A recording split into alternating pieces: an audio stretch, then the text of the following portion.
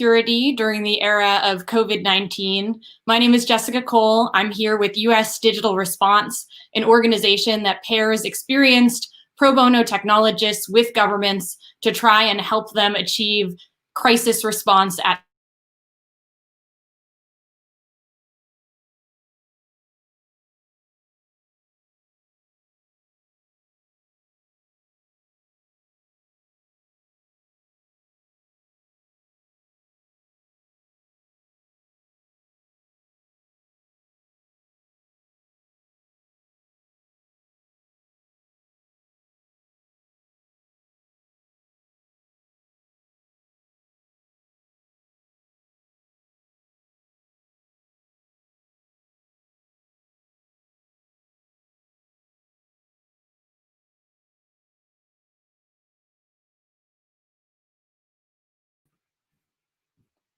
Hi all, apologies for the pause there.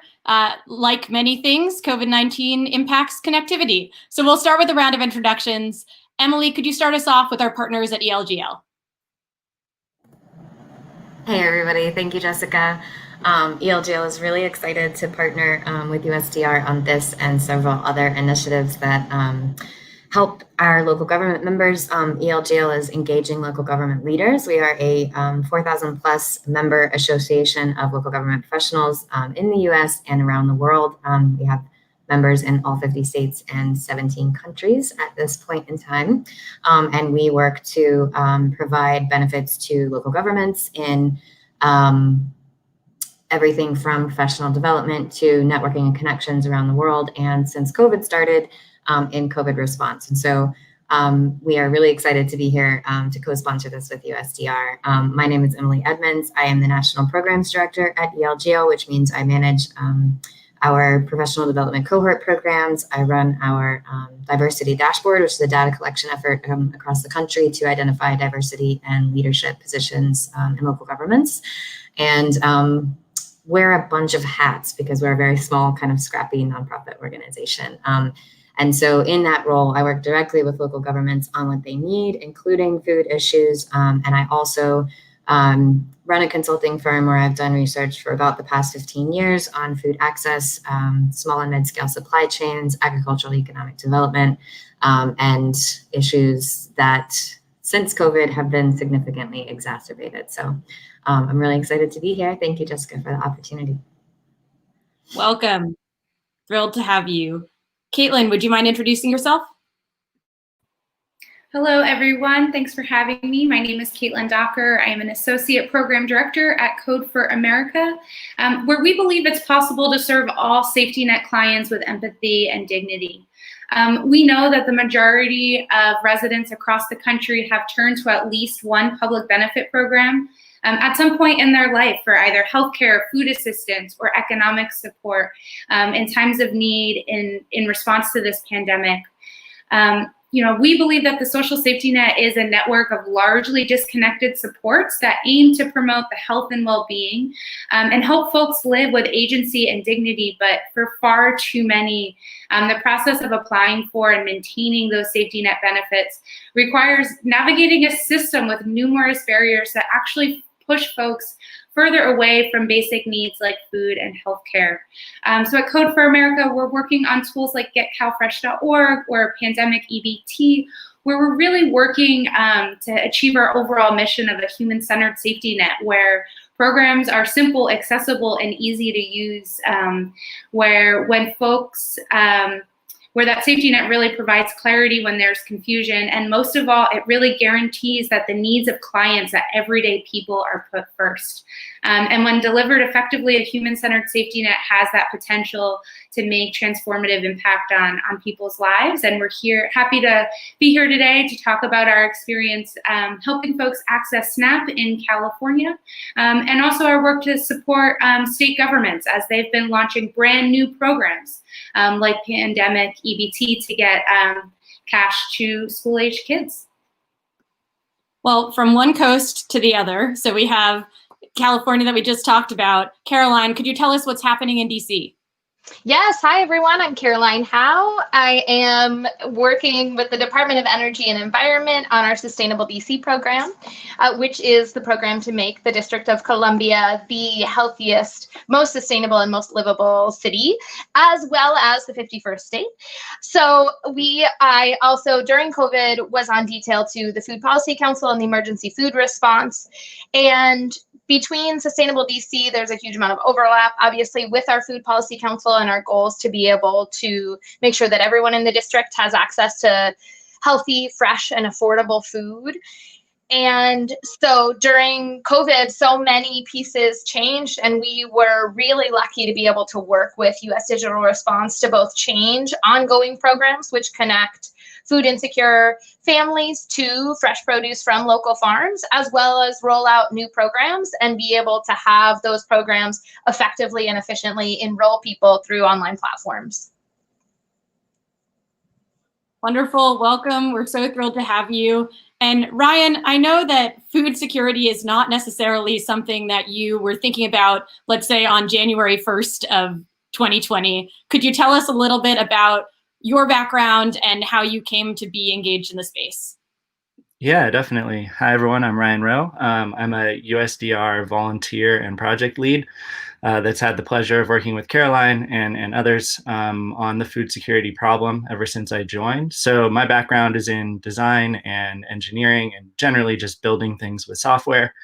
I was actually living in Bali with my girlfriend at the beginning of the year, and we were kind of planning this year to be all around the world, and that was kind of an unfortunate year to choose. So we ended up coming back to California to move back in with my parents until things kind of settled down. I was looking for ways to help, and I found out through USDR with someone that I used to work with, and the project that was presented to me happened to be one in this space, and it was specifically focused on a problem area in San Antonio, Texas, where we were asked to kind of basically build a very simple platform to help wholesalers sell their produce directly to food insecure individuals around San Antonio.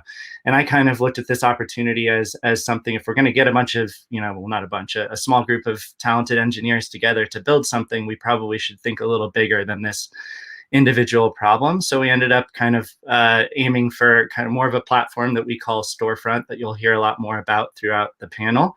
And that's grown and ended up solving lots of different problems around the country in many different aspects of food security.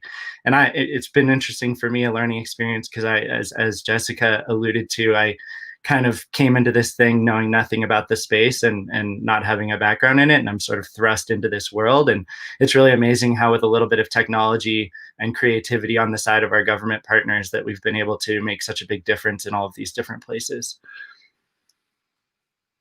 Thank you all. And thanks to everyone who's joining us.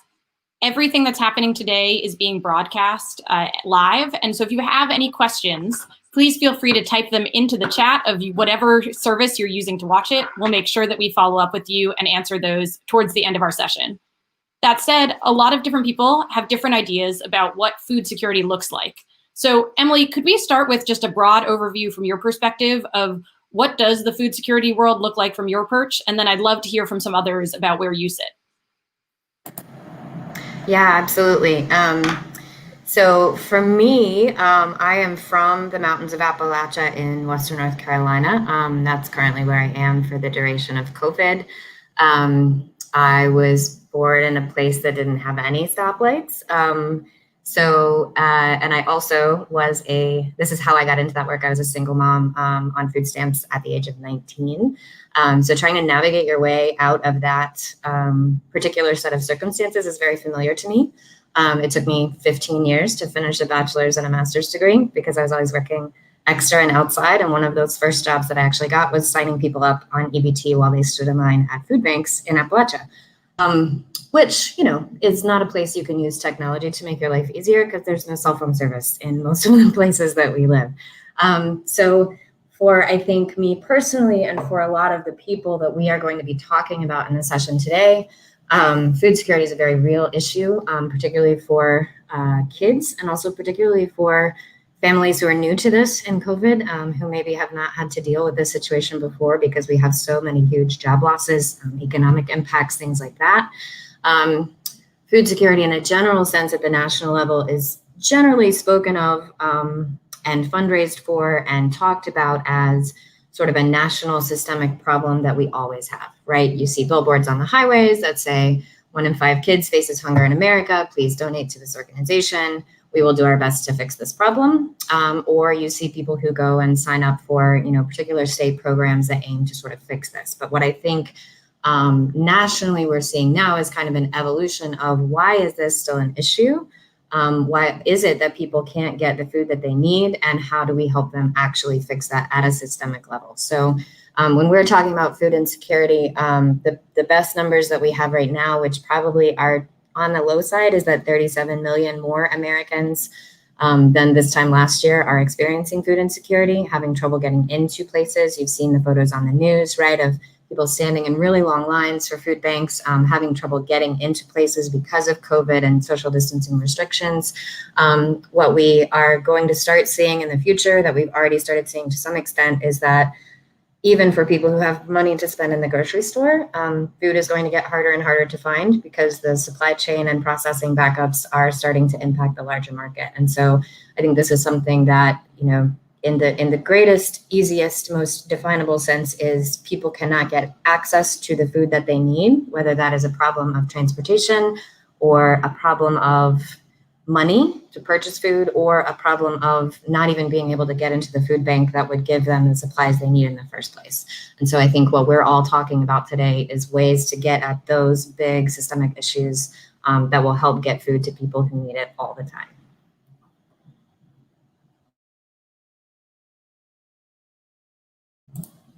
I think maybe Jessica froze. So Caitlin, can I hand it off to you? I actually think, if you don't mind, Caitlin, I might just hop in there because I have stuff to build off of what Emily just said, which is the way that we think about food access in DC is very much intersecting on both economic access, having the financial buying power to be able to access food, and the physical access in terms of having a grocery store, a full service grocery store nearby. So many parts of the country refer to places without access to fresh and affordable food as food deserts. There's more of a growing movement in DC to refer to that as food apartheid, places that because of federal policy, because of housing policy, and because of economic investment and disinvestment in certain communities is leading particularly communities of color to not have access to food.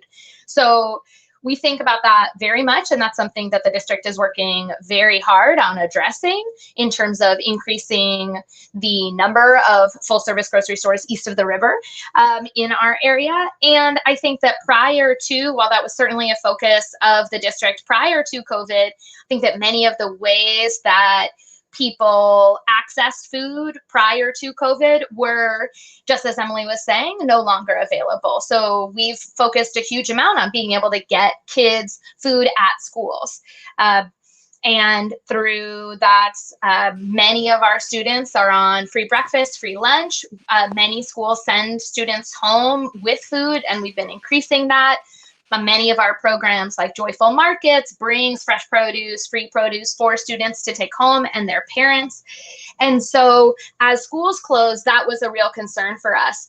And not only because of those were stable, reliable meals that students were getting throughout the week, but also because that's where families were accessing food as well.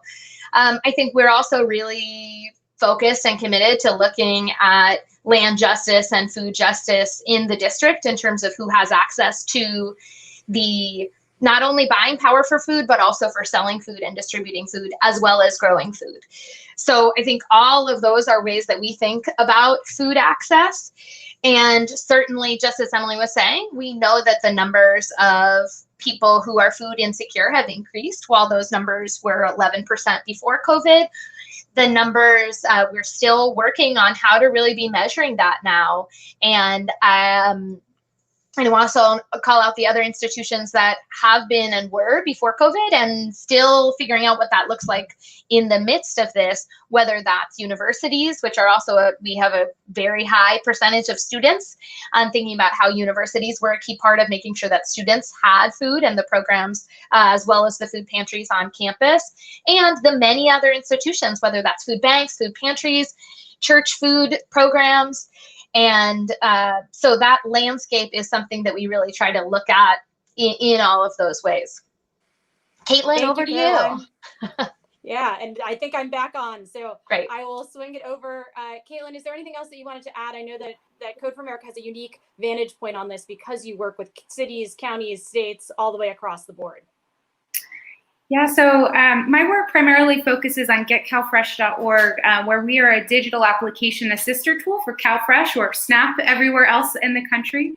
And really thinking about food access and food security as soon as the pandemic hit. On March 15th, the moment the shelter in place kind of warning went into effect in the 6 Bay Area counties, our SNAP application volume quadrupled overnight. And what we have really seen from client voices is that COVID-19 has already made worse the existing barriers to accessing the safety net.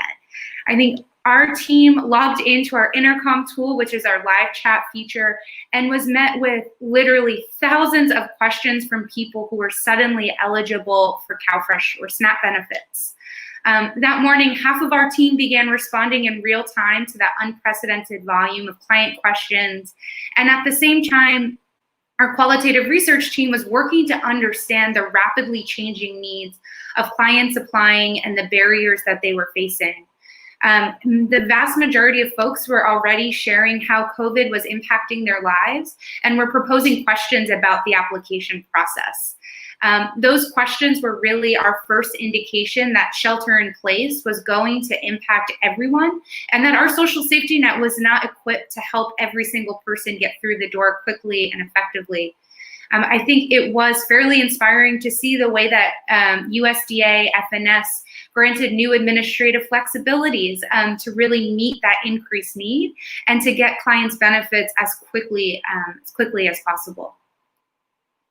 So that's a bit of the high level view of food security and what the landscape looks like. And Kate, you were just starting to touch on this, but obviously in March, for many of us, so much changed with the kind of coronavirus epidemic, with the home impacts of shelter in place orders, but so many more people were impacted when it came to their ability to access the kinds of food that they need, from students who no longer necessarily had the meals that they were expecting when they were coming into schools that were now working from home, all the way to people who potentially, some for the first time in their lives, were looking to apply for benefits or to access things like food pantries, or just seniors who might be sitting at home and who may not be able to actually go out for grocery runs in the same way that they used to be able to. So I'm curious, what did you all see change come February, March, beyond just that spike in increase and demand? Yeah, I think with, Get CalFresh clients were really living with an increased uncertainty. I think you began to touch on some of the rampant job loss, reduced hours. Clients just don't know when or if they'll ever be able to return to work. Whole sections of the service industry here in California still haven't gone back to work yet. And many clients are facing increased financial burdens, and those burdens are impacting their access to basic needs like housing, food, and care. In April, we noticed themes from clients beginning to shift away from returning to work and temporarily laid off to, I'm scared, I'm stressed, this is a stressful situation. And we really began to hear those themes of urgency, survival, a struggle, and really beginning to understand that this is not a temporary situation. And COVID-19 has amplified a high degree of uncertainty that many clients were living with in January or February.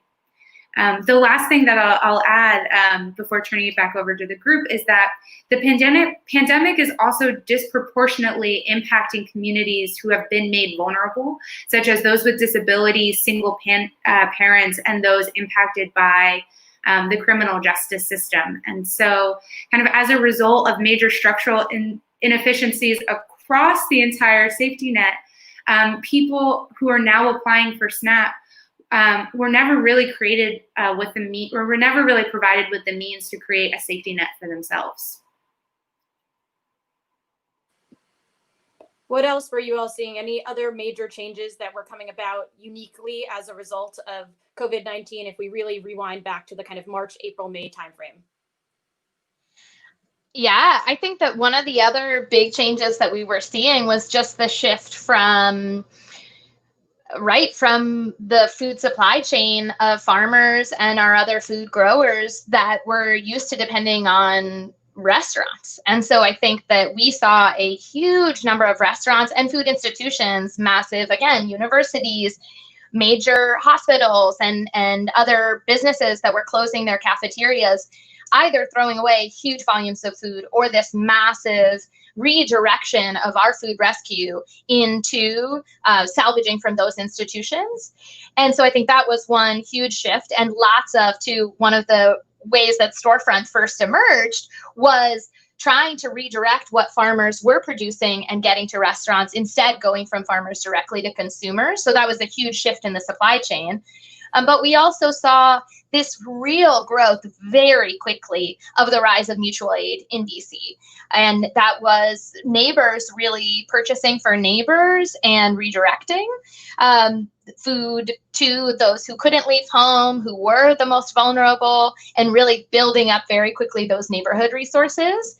And then also, I think the other major change early on was of people really shifting to delivery. And so that has changed, thinking broader in our city, has completely changed our waste profile, but has also changed the institutions that were immediately, the delivery businesses that were suddenly swamped, and the businesses that were used to getting a lot of in-person to suddenly seeing that decline. And so just a lot of business pivots.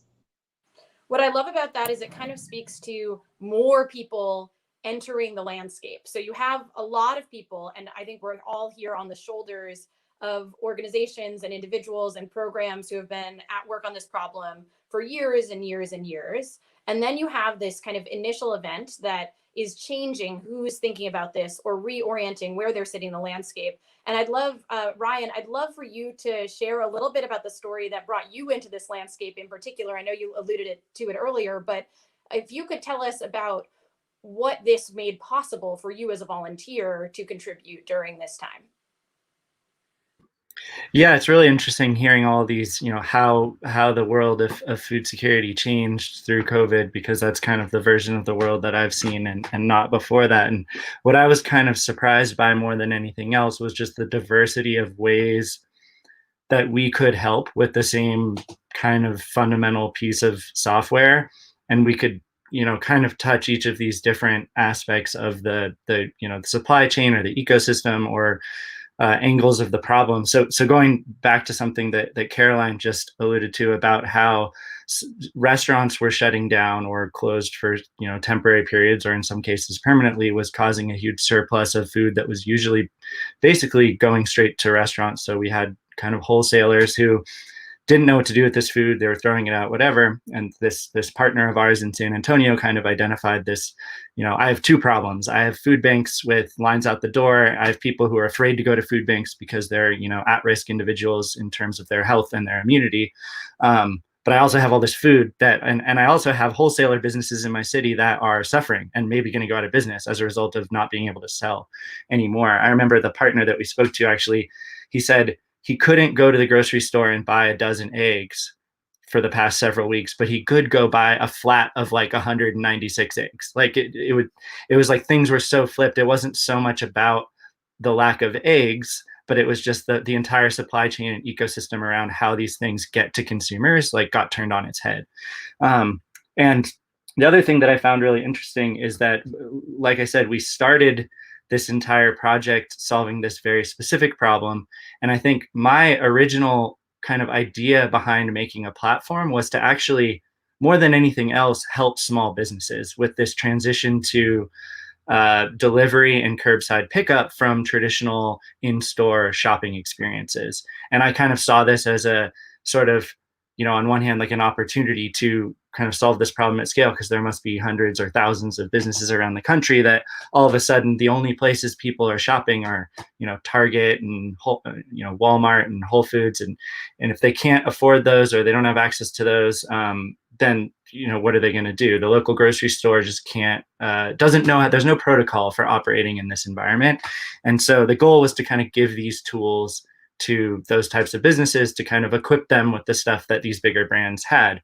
And I think through that process, we learned very quickly that there were so many other aspects of this problem that could be solved. So something that Caroline will probably have an opportunity to speak to a little later is our partnership with DC Greens in the DC area. And this is basically a food subsidy program that provides fresh produce for several weeks. It's like a CSA program for food insecure families around the area. And there are many, I think there's something like 40 or 50 different farmers markets that are involved in actually fulfilling this food. And I think as a result of the increase of demand for this type of food subsidy in this climate, that they would have been in a very difficult spot without a piece of software to kind of facilitate the coordination of individuals signing up for this food and then that food being delivered and where it's going to get delivered or where it's going to get picked up and all that stuff.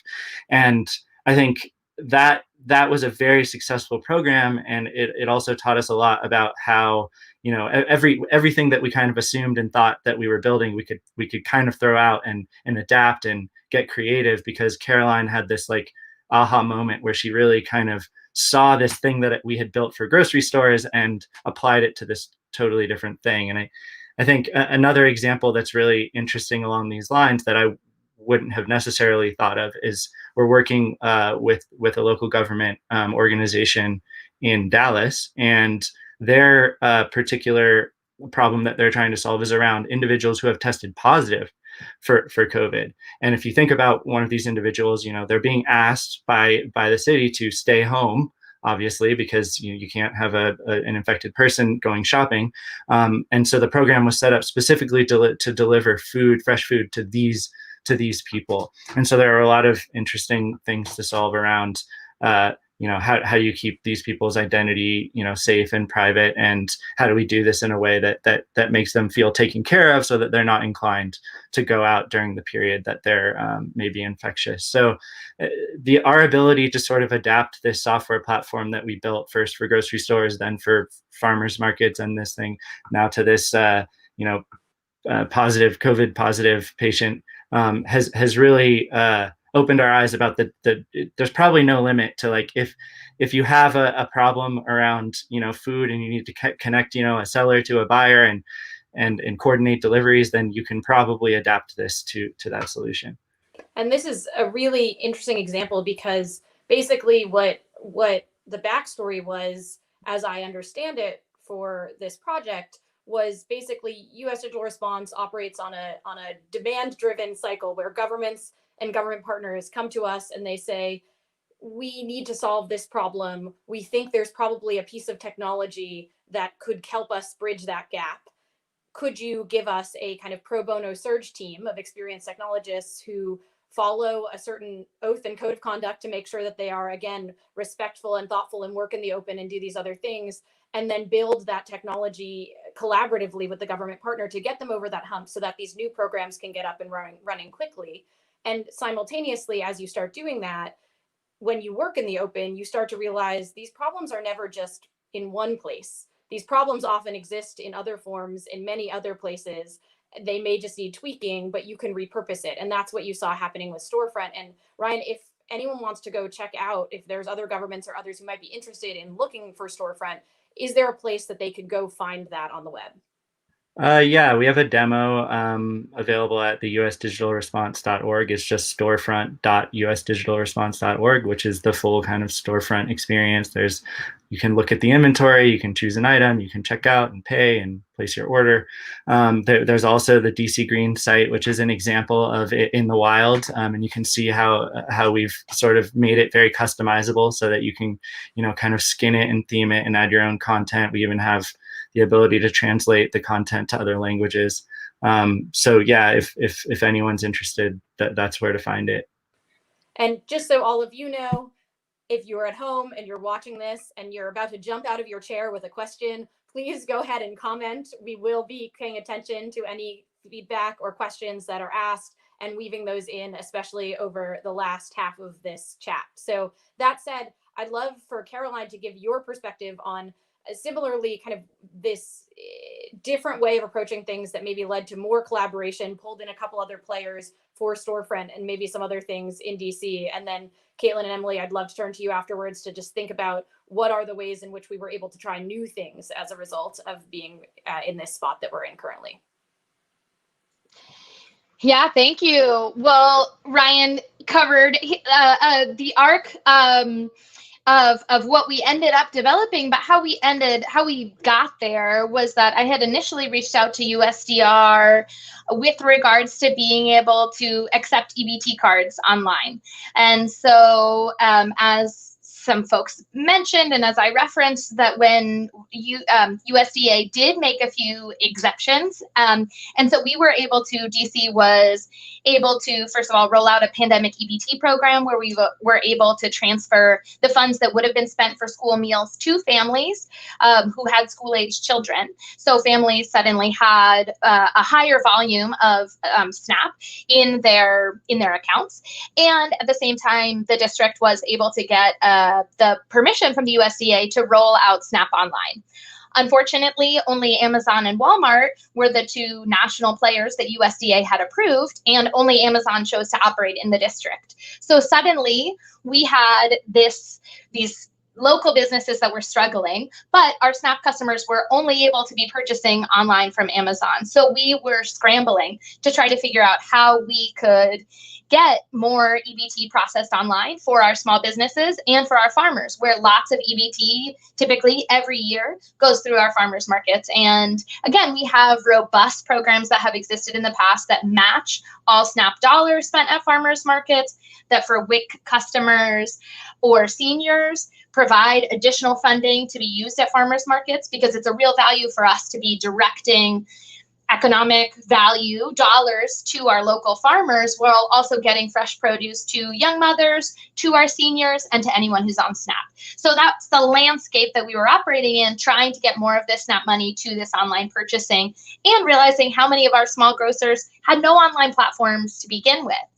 And so while that's how we approached USDR, we all realized, I think certainly our district government colleagues and USDR, just how hard the USDA had made it to have new processors for EBT online.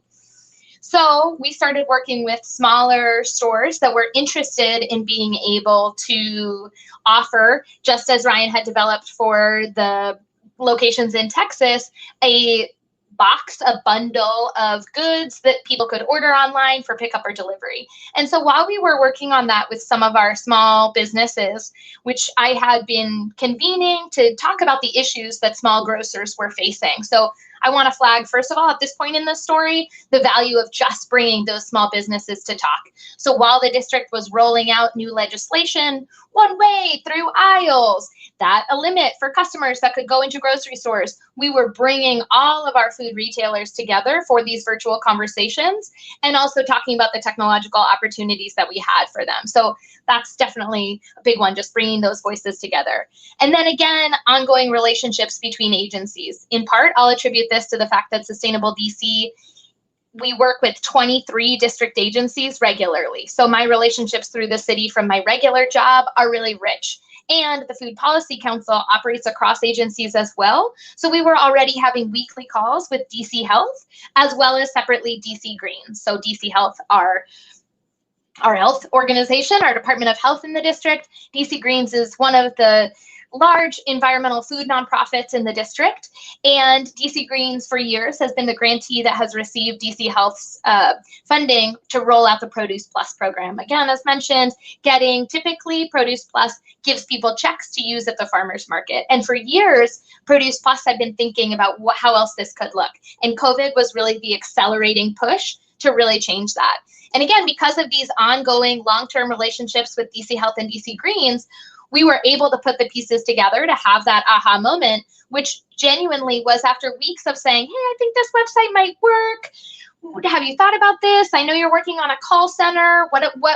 What back end are you thinking for the call center?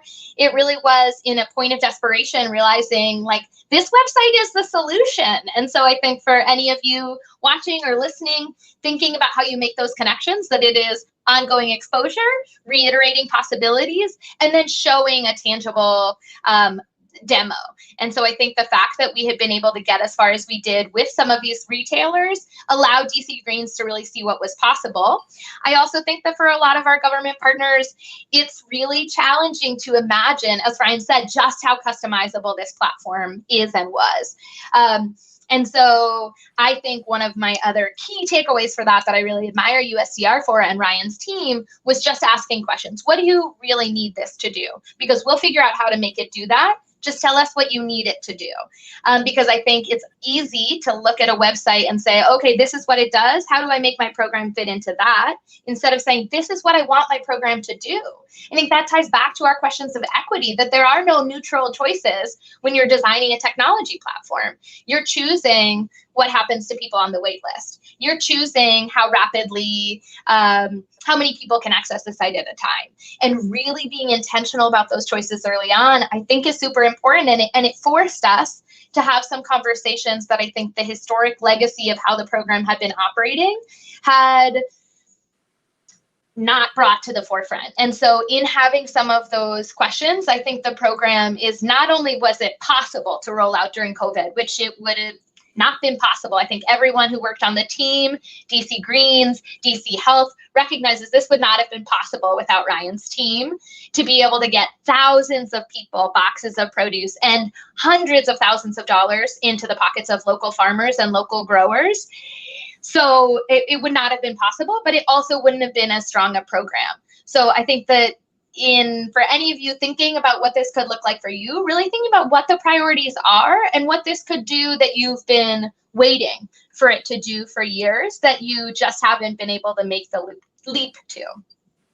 There were so many themes that popped up in what you just said, Caroline. There was something we say at US Digital Response all the time, which is demos, not memos, and the power of actually getting something small that's working for people to coalesce around and start talking about. But there's also this underlying sense that even with all of the technology in the world, as you bring it in, you still need to make sure that you're getting in front of the right community members and that you're interacting with them the whole time. So on the Code for America side, this is something that you think about all the time. What has become possible that maybe wasn't possible before? And how have you been approaching the building process in the midst of a world in which you're not necessarily getting in front of people in person, you're often getting in front of people virtually at this point in time? Yeah, I think it's important to start by saying that clients' needs are continuing to change throughout COVID. In the first 2 weeks, our qualitative researchers reviewed more than 5,000 client messages by hand to really understand what were those common themes that clients were sending in via live chat, in response to a text message, or sharing within the context of their application. Our design team really looked at all of those themes and began to propose changes to getcalfresh.org to really remove the barriers that clients were facing. So one example of that was clients were constantly telling us, well, I still have a job, but I'm not working any hours right now. I don't know when I'll be back to work. People were furloughed, temporarily laid off. So rather than saying, okay, do you have a job, yes or no, all of a sudden it wasn't so binary. So adding something simple like helper text at the top of a page to really provide ease to a client and reduce just a small amount of anxiety of how they should be answering those questions. I think we launched more than 6 product improvements within 2 weeks, really in response to those changing client needs. And while we often talk about innovation and trying new things, staying responsive to clients is at the core of everything we do. We know what matters most to clients is that they are approved for SNAP, they are approved for SNAP quickly, and also that they have the highest benefit amount that they are eligible for. So internally at Code for America, we have a saying that technology itself is never the answer. Technology is a way for us to build a feedback loop. So we're always working to remove barriers and increase accessibility to SNAP. Now, in addition to all of the changing client needs, there were also changing policy at the same time. And so what is the role of a tool like Get Cal Fresh in smoothing out that policy implementation? Immediately, we removed all of the reminders about the interview process, since that was no longer required. Really setting expectations with clients about what could they expect from the county, from the local government that was administering the SNAP program. And again, work to remove some of that opaqueness that can happen when you send an application out and you're not quite sure what you need to do next, but you do know that you're looking for access to food resources as quickly as possible. So I would say for us, it's really looking at both those client needs and smoothing out those new policy implementations. It's particularly relevant on Emily's side, since she's someone who's thinking about the policy implementations, because in addition to changing how we deliver services, sometimes we've actually just been seeing entirely new programs spun up right now. So Emily, what have you been seeing on that front about things that didn't used to exist and exist right now because of the moment that we're in? Yeah, I think there's a lot of them, and I'm going to try not to talk too much because I was writing so many notes while you guys were talking. I think there's two sort of really big points that are kind of governing this for a lot of states and local governments right now. The first one is that there is no certainty for anybody with the economy, period. So people, supply chain actors, companies, governments are trying to make decisions without a way of knowing 3 months, 6 months, a year down the line, what that's going to look like. And I think one of the things that people tend to forget with food access specifically is that before the pandemic, we only had 40% of the funding we needed to feed the people who are hungry last year. And now that number just continues to double month over month. And so we're down to like having 15% of the money we need to actually do this. So all of these pivots are really, really good because they're driving more money into that in a really, really different way than, you make your $10,000 check to your local food bank and they put it to work in the traditional sense. The other really big thing, and I think this is maybe from the non-tech side, right, that both of you brought up in really different ways, is that engagement with communities for governments always happens in person, always has. They never saw that changing. You got your 3 minutes at the public comment section of a meeting. And if they wanted your input on a strategic plan, they held a meeting in your community from 6 to 7 p.m. on a Wednesday. And if you couldn't make it, you were SOL, right? So watching that change for our member governments at ELGL and also for a lot of the consulting clients I'm working with, one of the biggest issues is that what we were doing previously to try to reach what we call in the way that we deal with this, furthest from justice communities, who are traditionally the most vulnerable, the least represented. What we were doing pre-COVID to reach those communities was pretty much nothing. What we're doing post-COVID is saying we can reach them on the internet and we cannot, right? So a lot of these folks do not have access to traditional internet tools. A lot of them don't have cell phone coverage. A lot of them don't have cell phone access. And so the more that we build these technological responses to those things, particularly when the infrastructure we used to use to make tech-based things available to people, right? Like if you can't go online and fill out your application for this program, you can go to your library or to your cooperative extension or to your health department or your DSS.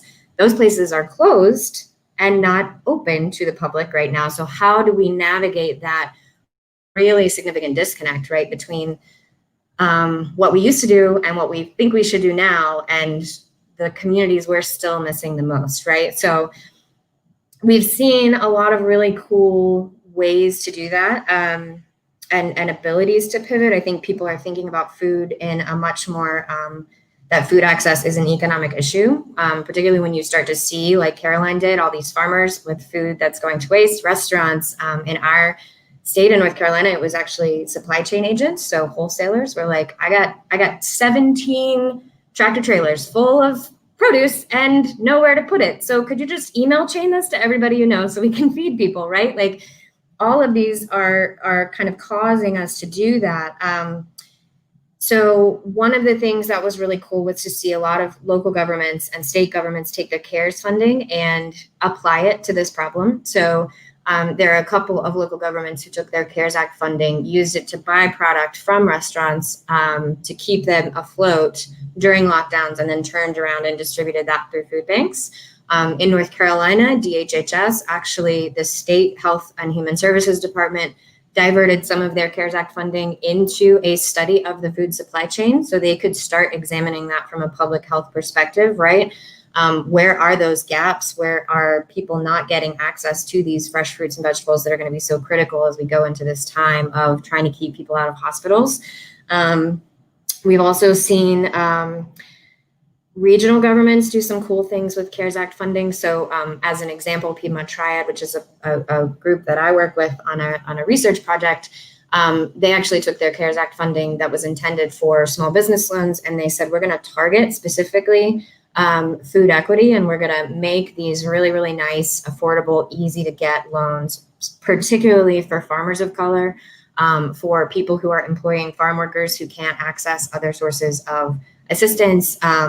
So there are lots of ways to sort of build that equity up, particularly at the local level, right? Because your local places have so many more departments that touch this issue than anybody else, right? Cooperative extension, school districts, health departments, social services, all these folks.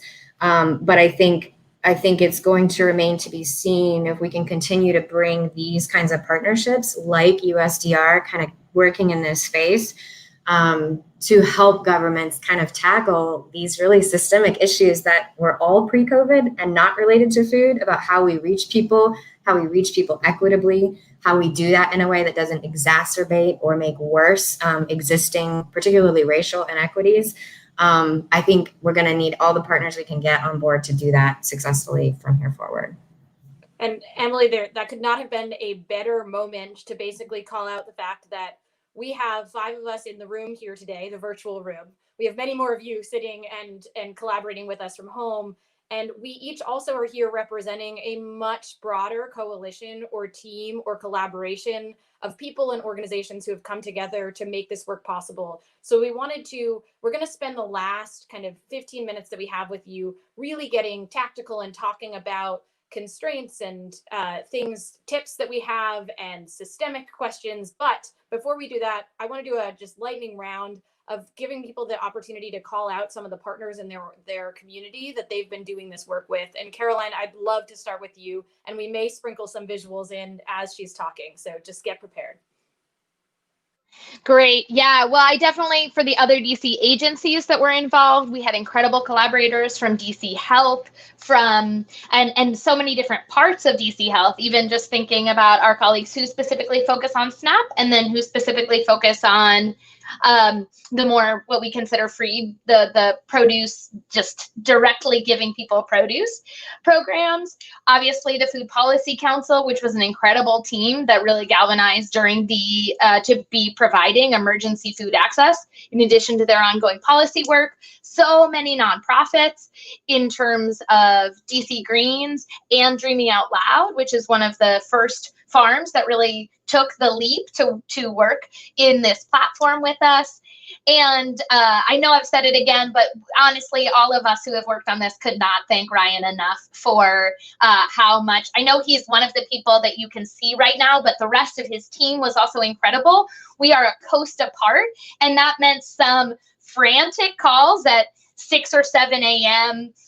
Pacific time, and the emails that we were getting 2 a.m. Pacific time, and we are just so full of gratitude. Thank you for that, Caroline. Emily, what about you? Who's in your corner? So many people. I think so. This first picture that you see over on the left is a screenshot of my team at Carolina Creative Works. These are the folks who do the work every day with me, consulting on this stuff. They are really passionate and wonderful humans, and I'm so grateful to work with them. ELGL is just super awesome, and if you haven't checked us out, I highly encourage you to. We would love to talk to you and share more about. Our mission is basically just to make sure that we keep joy in public service, and sometimes, particularly in 2020, that's been really hard to do. So making sure that we kind of help you help other people. There are a couple of great examples I wanted to point out. Meatsuite.com is one of them that we have worked on with North Carolina Cooperative Extension. We work with them significantly here in this state. If you don't work with your cooperative extension, reach out, find out what you can do. These folks pretty much pivoted a USDA grant in like a month to launch an online bulk buying program from local meat providers, and pretty much single-handedly like saved the small and mid-scale meat producers in North Carolina. So there's lots of examples like that that you can go to if you are looking for ways to kind of get involved with those. So thanks for those shout outs. We'll go over to Caitlin. Who else is on your team or in your community that you want to call out today? First, I think I need to call out the entire getcowfresh.org team. We are a team of 24 folks. They are not currently pictured on this screen, though. Actually, Ryan, do you want to take it since it looks like these are Sure, I can do that real quick. Yeah, I just wanted to kind of call out the Storefront team, a team of great engineers and designers. And also just kind of point people at US Digital Response. We've also had, we've been really fortunate to just be put in touch with lots of really great organizations, both, through partners that we had already partnered with or different people at USDR who have connections in different areas. So, just wanted to thank everyone. Awesome. So I want to call out first the entire getcowfresh.org team. There are about 24 folks working to close the participation gap in SNAP in California. We are a team of client success managers working to treat every question that comes in with dignity, of qualitative researchers who are really leading trauma-informed efforts, quantitative researchers who are looking at themes and data, our fearless product managers, our engineers making sure applications get into every single county on time, program staff kind of translating between all of the disciplines, and our government partners. I really hope I didn't leave anybody out. I'm sure I did. So it's not just the team and the organization, but also the leadership of the California Department of Social Service. There are fires all across California right now. We are in the midst of really thinking about how do we potentially stand up a program like DSNAP in the middle of a pandemic. And CDSS has just been fearless throughout this entire process, really standing up and advocating for the needs of clients at every single step of the way. And I think that's really inspiring and really sets the tone for the level of service that we are aiming to achieve in California. I'm going to take this moment to actually pull in a question from one of our audience members. So if we could pull up Brendan Babb from Anchorage, his first question to us for the panel. What USDA exceptions related to SNAP and food security should states make sure to take advantage of? Hi, Brandon. I think this is a really great question. Obviously, USDA, FNS rapidly expanded their online food purchasing program from 2 states to almost all 50 states. I'm not sure if Alaska has made that list quite yet, but happy to share out a really helpful resource around what exemptions and waivers USDA FNS has been approving. I also highly recommend getting in touch with the Center of Budget and Policy Priorities.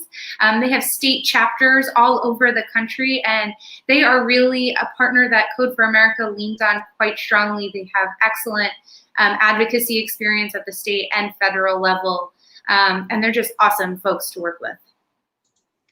Another one that I would add is that the USDA allows farms and farmers to take payment or purchase up to 14 days before delivery. And that was regardless of whether the purchase is online. So that does allow farmers in particular to either, whether or not someone is able to pay online through a platform like Storefront, if a farmer is able to take the order, then at the first point of delivery, they can actually swipe with a mobile EBT card at the point of delivery and do the next delivery without any contact. So that's something that many farmers in our community weren't aware of, but there are farmers in Maryland and Virginia who are already doing that. And that just cuts down on one more of those contact points where someone actually needs to be exchanging cards. So I'm going to do a lightning round here because I cannot believe that we are 5 minutes before the end of this hour together, because as you can all see, this is a group that you want to sit around the table with for a long time. They have a lot of wisdom here. But I would love to have each of you share one piece of tactical advice to somebody else who is trying to figure out how to build for their community in this moment, whether at a policymaker level or more at a local organizational level. And then I'd also, because we always live in a world where we are trying to get better and nothing is ever completely as it should be. We are always growing. I would love for you to offer one high level systemic change you'd like to see for us to continue to make progress on this front. So one tactical piece of advice, one systemic level change that you'd like to see from your perspective. Does anyone feel ready to go first? I could start. Go for it. Well, I'm going to direct my tactical piece of advice toward people like myself, people who are interested in volunteering and working on this problem, or who are otherwise like not already involved in the space. Caroline alluded to this earlier, but basically it's all about asking the right questions and not trying to assign a technology to a problem, or trying to kind of like, look for the, what is it? You have the nail and you're looking for the tool or something. Just figure out what needs to get done and then get creative about how you can mix and match technologies and things to solve those problems. And then what was the second thing? So something a little bit higher than a tactic you'd like to see. So it's something that, well, this is more of like a policy change that I'd like to see happen. And it's actually how this whole thing started for me, as again, Caroline alluded to, is online EBT acceptance. Like it's technically a very easy problem to solve. Like accepting a credit card online is all of the security and everything around that has been solved for years. There's just policy around making that happen for EBT, and that's the barrier that we see here. And if we, for example, could integrate a technology partner that would allow us to accept EBT cards through Storefront, it would be incredible and game changing, and we have to go through all these hurdles. And so like, if that's a thing that could change across the country overnight, like I think it would make a massive impact. Go for it, Caroline. Well, and on that, I'll start with my systemic recommendation, which is I think that for that to happen, the USDA needs to approve one new vendor to this online ordering. Back to Brendan's question, we need that before any supermarket or any technology provider will invest in making that happen in something that would be able to plug into any site like Storefront. So to anyone from USDA who's listening, that is the big leap that we need. And in terms of, and I really appreciate the small businesses in DC, just a shout out to Good Food Markets that has actually gone through the approval, built their technology to be able to accept SNAP Online. And we hope will be that first one that we need to be able to keep the ball rolling. Tactically, I think continue having those conversations with partners. DC's been really active in conversations about cooperatives and social entrepreneurship, and what Storefront enabled was people being able to pay for other people's CSA box in a really seamless way, and the aggregated purchasing that then could be resold among members. And so I think because those conversations have been going on for so long in our district, it felt like there was a lot of conversation, but when COVID happened, we were able to leverage years of that relationship building and trust to make things happen pretty quickly. So tactically, keep having those conversations. Fantastic. Emily. Oh, Caitlin, I already see you're off mute. Go for it, please. Yeah, so I think the first piece of tactical advice is always start with the client needs. Who is the end person that is going to be interacting with whatever the thing is that you're building? Look at other organizations who have been doing this work, local CBOs, advocates, grassroots organizations. There's always such a wealth of knowledge to tap into, and it's a great way to start forming partnership and build trust. I think right now we are at a point in our history as a country where there is very low trust in government. There's very low trust in the way that government serves folks and meets folks where they are. I think that is something that I show up with work at every day, is how can I work to rebuild that trust, even if it's just something as simple as ensuring that someone's application gets to their county in a really quick way, and that we are treating everyone with dignity and respect.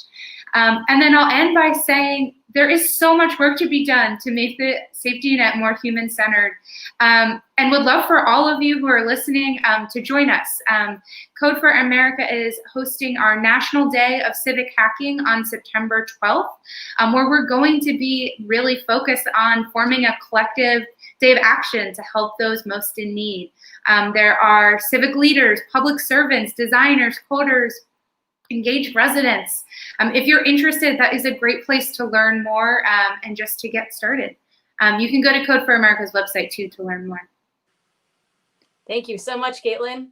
Emily, take us home. Awesome. Before I do, Sean, yes, it was really a holler. And hi, Brendan in Anchorage, who is a wonderful ELGL member. I'm so glad you're here. I think my piece of advice for anyone who is in government, who is doing anything, anywhere on this, is to stop studying it. Don't study it. Don't think you have to study it. Don't go get an assessment. Don't research it. We have known for 30 years that people in America are hungry, okay? So just stop asking for data to prove it. We have the data to prove it, and go out and do something and fix it. The second thing is kind of related to that. We also all know, and if you've worked in any federal or state program that's designed to get money to communities who need it, you know this, they make it really hard to get things done for the people that you're trying to serve.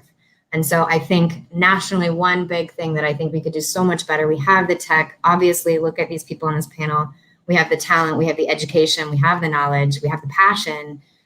We should fix the entire safety net so that it is a streamlined process, so that you are seen as a human throughout that process.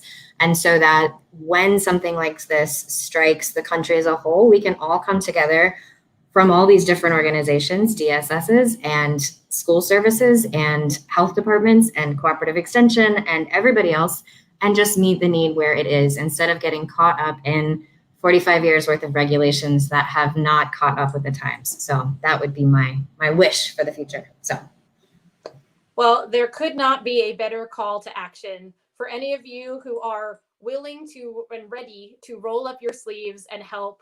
Please check out US Digital Response, check out ELGL, check out Code for America, check out the resources that have been provided. And if you're in need of help, please do not be afraid to raise your hand, to reach out, because as you saw, new collaborations are happening every day, and there is a whole bench full of people ready and waiting to jump in. Thank you all so much for joining us here today. We really enjoyed spending our afternoon together, and we will see you for our next online event.